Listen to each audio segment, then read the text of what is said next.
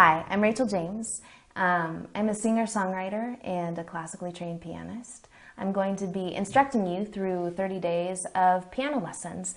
Basically, these are going to be short, simple lessons that will hopefully guide you and teach you the basics so that you can continue to learn on your own or from an instructor or start to play if you need to. There are a lot of different options. Learning basic piano chords, just kind of the basics can get you started, and then you can experiment on your own. This first lesson today, I'd like to start with giving you a little bit of the history of the piano, taking a really good look at what it looks like, the inner workings of the piano, how it functions, and why it's such a marvelous instrument. So let's delve right in. Let's start with a definition for a piano. There are quite a few definitions. There are many ways to look at it, but a really basic one is it's a musical instrument with a manual keyboard and actuating hammers that strike wire strings, producing sounds that may be softened. This is very, very, very at the basic core of how the piano works.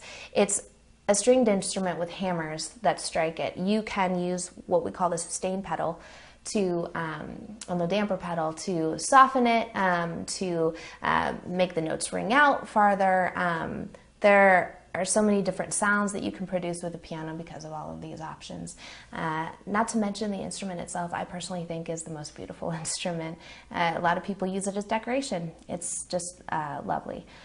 The first stringed instrument was a harp. And I don't know if you've ever noticed this about harps, but they're actually shaped like the piano. Just they sit upright, and they're plucked strings. So if you think about it, the harp has the strings being plucked with the fingers. The piano has the strings being striked with hammers. So basically the same principle is involved, just the piano gives you a little bit more option. Around the middle of the 12th century, we find the keyed monochord, which was developed further, several strings being added, until eventually we recognize the clavichord. And if you've ever taken a music appreciation class or music history class, you've been introduced to the clavichord. Definitely sounds different than the piano. Definitely, again, has less options, less keys, but it was kind of one of the beginning steps towards the creation of the piano that we have today. By approximately 1400, the clavichord had about 10 strings, and in earlier examples, 2 notes or more were produced from that string or pair of strings by making 2 or more tangents contact the same string or pair of strings at different points. This type is termed fretted, or in German gebunden. A later type, in which each note has its own string or strings, is called a Bundfrell clavichord. The clavichord is the simplest and usually the smallest of string keyboard instruments. It's rather like an oblong box, with the keyboard running nearly the length of one long side and with the horizontally placed strings almost parallel to that side.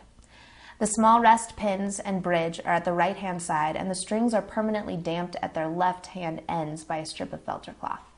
The strings are struck from below by small pieces of metal shaped like a screwdriver blade, which are fixed to the backs of the key frame as tangents. The year 1709 is the one most sources give for the appearance of an instrument which can truly be called a pianoforte. The writer Scipione Maffei wrote an article that year about the pianoforte created by Bartolomeo Cristofori, who had probably produced 4 gravicembali col piano e forte, or harpsichords with soft and loud. So harpsichords are also another keyed instrument, but with soft and loud options was a new idea to them. So before, they didn't have the ability to create different levels of sound. And all of a sudden, there was this new creation. This instrument featured the first real escapement mechanism and is often called a hammer harpsichord. The small hammers were leather covered. It had bichords throughout, and all the dampers were wedge-shaped.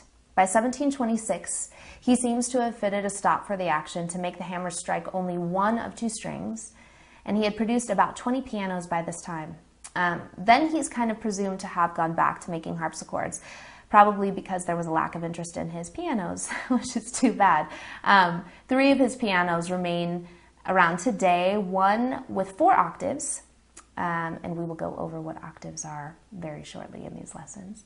Dated 1720 is in New York. One with 4.5 octaves from 1726 is in Leipzig, Germany, and there is one in Rome from 1722. There are approximately 10 plucked instruments surviving today with the name Cristofori on them. The piano continued on its way into the instrument we see today, which has 8 octaves, sustained pedals, and lots more tonality options than previous pianos and piano types have in the past. It's an extremely versatile instrument. You find it in almost every type of music out there.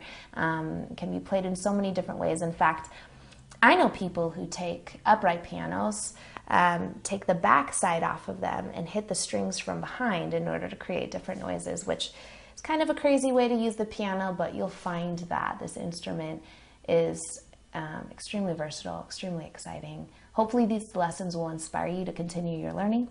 And now that you know a little bit of our piano history, what it's about and how it works, we're going to delve right into the lessons. So we'll see you tomorrow. Hope you're excited.